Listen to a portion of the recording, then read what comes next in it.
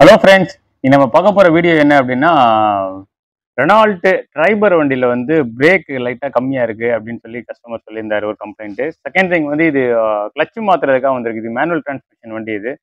இந்த வண்டியில் வந்து நமக்கு கம்ப்ளைண்ட் என்னென்னா கிளச்சு ஹார்டு. ஆல்ரெடி நாங்கள் ப்ரீவியஸ் சர்வீஸில் சொல்லியிருந்தோம். கஸ்டமர் இப்போ எடுத்துகிட்டு வந்திருக்காரு. வண்டி செக் பண்ணும்போது உங்களுக்கு பிரேக்கும் கொஞ்சம் ஜென்ரல் சர்வீஸில் பிரேக்கோட கண்டிஷன் செக் பண்ணி கொடுத்துருங்க அப்படின்னு சொல்லியிருந்தாரு. நாங்கள் அது விஷயமா பார்த்துருக்கோம். இதில் மெயின் என்ன கம்ப்ளைண்ட் அப்படின்னா, ஆல்ரெடி நாங்கள் முன்னாடி ப்ரீவியஸ் சர்வீஸில் சொன்ன மாதிரி கிளச்சு கம்ப்ளீட்டாகவே ஹார்ட் ஆகி அது போயிடுச்சு. அது போனதுனால நாங்கள் நோட்டீஸ் பண்ண ஒரு விஷயம் என்னென்னா, இன்ஜினோட பெட்டு, அதாவது இன்ஜினோட ஏ பெட், அதாவது உங்களுக்கு டிரைவ் பெல்ட்டு வண்டியில் இன்ஜினுக்கு ஒரு ஏ பெட்டு. இந்த ஏ பெட்டோட ஃபியூச்சர் பார்க்கும்போது பெரிய சேஃப்டிலாம் எதுவும் கிடையாது. இது மெக்கானிக்கல் பெட்டு தான். இது ஒரு 80,000 கிலோமீட்டர்ஸ்க்கு மேலே வண்டி ஓடுற வண்டிக்கு இன்ஜின் வைப்ரேஷன் வருது. இதோட சேஃப்டி ஃபீச்சர் பார்க்கும்போது இது பெரிய சேஃப்டி அளவுக்குமே கிடையாது. கியர் பாக்ஸ் இறக்கும்போது கம்பல்சரி இந்த பெட் வந்து 40 இல்லை 50,000 கிராஸ் ஆகிற வெஹிக்கிளுக்கு டெஃபினட்டாக ஏ பெட் மாற்றுறது நல்லது. ஏன்னா இந்த பெட்டோட ஹேங்கிங்கில் தான் அந்த சி பெட்டு பி பெட்டை கழட்டிட்டேன் அப்படின்னா இந்த பெட்டோட சப்போர்ட்டில் மட்டும்தான் இந்த கியர் பாக்ஸ் இன்ஜின் எல்லாமே கேரி ஆகுறது.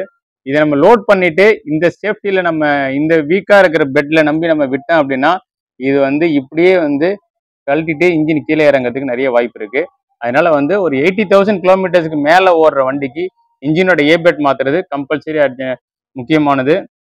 ரெண்டாவது வந்து உங்களுக்கு பிரேக் சம்பந்தமா பார்க்கும்போது இந்த பெட் கட் ஆனதுனால என்ன ஆயிருக்கு அப்படின்னா, ப்ரீவியஸா நாங்கள் என்னதான் ட்ரை பண்ணி பார்த்தாலும் இந்த இடத்துல மற்ற வண்டிக்கெல்லாம் வேக்யூம் பம்ப்ல இருந்து லைன் எடுப்பாங்க. ஆனா இதுல இன்லெட் மேனிஃபோல்டுல இருந்து வேக்யூம் எடுக்கிறதுனால பிரேக் பூஸ்டரை ஒர்க் பண்ற கம்ப்ளீட் வேக்யூம் யூனிட் வந்து இந்த ஓஸ் தான்.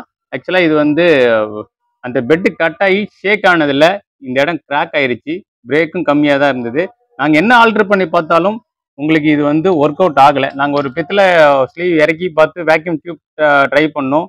அப்படி இருந்தாலும் பெரிய இந்த மவுத்துக்கு ஏற்ற மாதிரி உள்ள ஏர் வேக்யூம் போகுதே தவிர பெரிய பிரேக்ல ரெஸ்பான்ஸ் கிடைக்கல. நாங்கள் அதுக்காக இது புதுசு தான் போட்டாகணும். இது நாங்கள் புதுசு வாங்கியிருக்கோம். ஆனால் இதோட மவுத் கண்டிஷனும் இதோட மவுத்தோட ஹோல்ஸும் பார்க்கும்போது உங்களுக்கு நல்லாவே தெரியும் எந்த அளவுக்கு வேக்யூம் வந்து பெருசாக உள்ளே போகுதோ பிரேக்கோட எஃபிஷியன்சி வந்து பக்காவாக இருக்கும். ஆனால் இதை கழட்டினோம் அப்படின்னா கம்ப்ளீட் பம்பர்ஸ் எல்லாமே கழட்டணும். நாங்கள் ஒரு சின்ன ட்ரிக்கு ஃபாலோ பண்ணி இதை கழட்டியிருக்கோம். இதை கொஞ்சம் கழட்டுறது சிரமம் தான். இன்லெட் மேனிஃபோல்டு இன்ஜினுக்குள்ளே வச்சுக்கிட்டு பம்பர் கழட்டாமல் கழட்டுறது. இதுக்கு வந்து நம்ம போல்ட்ஸ் எல்லாமே கழட்டிட்டு மேலே வர காமன் ரயில், அதாவது இந்த காமன் ரயிலில் கழட்டிட்டோம் அப்படின்னா இது ஓரளவுக்கு ஈஸியாக எடுக்க வெளியே வருது. செகண்ட் திங் வந்து இந்த காமன் ரயில் செக் பண்ணும்போது பெட்ரோல் வண்டி இந்த காமன் ரயில் செக் பண்ணும்போது இதான் இன்ஜெக்டர்ஸ். நம்ம சிலிண்டரில் ஃபயரிங் ஸ்ட்ரோக் நடக்கும்போது ஸ்ப்ரே ஆகிற இன்ஜெக்டர்ஸ் வந்து இந்த இன்ஜெக்டர்ஸ் வந்து கார்பன் ஆகும் அப்படின்றது பெட்ரோல் வண்டியில் இதை பார்த்தாலே நல்லாவே தெரியுது. யூஸ்ட் ஆஃப் ஃபியூல் வந்து நம்ம மிக்சடு ஃபியூல் ஏதாவது போட்டிருந்தோம் அப்படின்னா இது மாதிரி வந்து கார்பன் டெபாசிட்ஸ் ஆகும். இது எவ்ரி 40 to 50,000 கிலோமீட்டர்ஸ் ஒன்ஸ் வந்து இன்ஜின் டீகார்பனைசிங் பண்ணுறது நல்லது ஃப்ரெண்ட்ஸ். இந்த வீடியோ ஃபிக்ஸ் பண்ணிவிட்டு நம்ம ஸ்டார்ட் பண்ணிவிட்டு நம்ம திருப்பி பார்ப்போம் ஃப்ரெண்ட்ஸ். இப்போ நம்ம ஃபைனல் ஸ்டேஜுக்கு வந்துட்டோம். எல்லாம் ஆல்மோஸ்ட் எல்லாத்தையுமே ஃபிக்ஸ் பண்ணியாச்சு. எப்படி மேனிஃபோல்டு கழட்டணும், காமன் ரயில் எப்படி கழட்டணும் அப்படின்றது. இன்னைக்கு வந்து நம்ம இந்த பெட்டு கழண்டதுனால இன்லெட் மேனிஃபோல்டே மாற்றணுன்ற சூழ்நிலை வந்து இது மாதிரி. இது வந்து ஒரிஜினல் வர ஹோஸு. இது மாதிரி ஹை டெம்பரில் இருக்கிறதுனால இதோட லென்த்து பார்த்தீங்கன்னா ஆல்மோஸ்ட் இன்னும் ஒரு ஜான் வரும். இது மாதிரி பூஸ்டர்லேருந்து இது இந்த டெம்பரில் கனெக்ட் ஆகி வர்றதுனால இது நம்ம கியர் பாக்ஸ் இறக்கும் போதோ இல்லை இன்ஜின் பெட் கட் ஆகும் போதோ இது இப்படி எக்ஸ்பெண்ட் ஆக முடியாமல் இந்த இடத்துல இருக்க பிளாஸ்டிக்கோட இந்த மவுத்தை வந்து இது டேமேஜ் பண்ணிடுது. அப்படி பண்ணுறதுனால பயங்கரமாக எக்ஸ்பென்ஸ் நடக்குது.